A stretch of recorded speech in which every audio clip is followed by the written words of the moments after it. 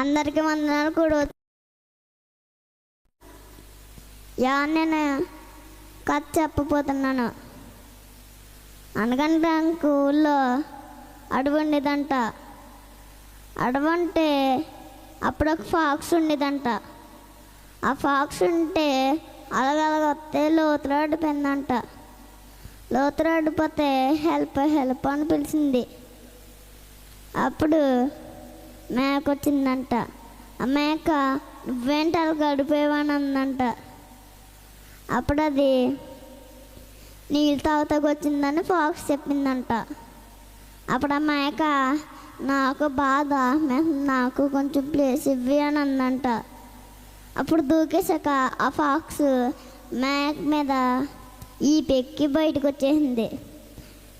ఆ మేక ఇక్కడ ఏం నీళ్ళు లేవు కదా అని అంటే అది అప్పుడే వెళ్ళిపోయిందంట. వెళ్ళిపోతే ఆ మేక చాలా చాలా రోజుల నుండి చనిపోయిందంట. అలాగే సాతాను మనల్ని పాపమని గోతులో పాడేస్తాడు.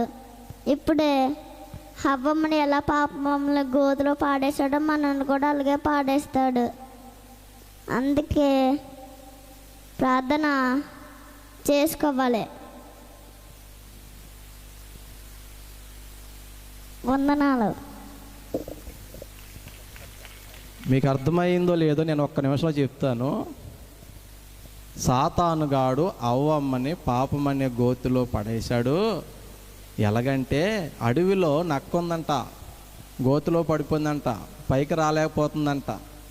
ఈలోపు మేక వస్తే ఎందుకు అక్కడ ఉన్నావు నక్క అంటే, ఇక్కడ నీళ్లు బాగా దొరుకుతున్నాయి కింద అంటే, నాకు దాహం వేస్తున్నాడు దిగందంట. తీరా మేక దిగిన తర్వాత మేక మీద ఎక్కి నక్క బయటకు వచ్చేసింది. గోతులు ఎవరు మిగిలిపోయారు? మేక మిగిలిపోయి అక్కడ చచ్చిపోయిందంట. అదే గుంట నక్క సాతానుగాడు అవ్వమ్మని మోసం చేశాడు, మనల్ని కూడా మోసం చేస్తాడు, ప్రార్థన చేశాడు అన్నారు చిన్నయ్య గారు. దేవుని స్తోత్రం చెప్పండి, గట్టిగా చప్పలు కొట్టండి.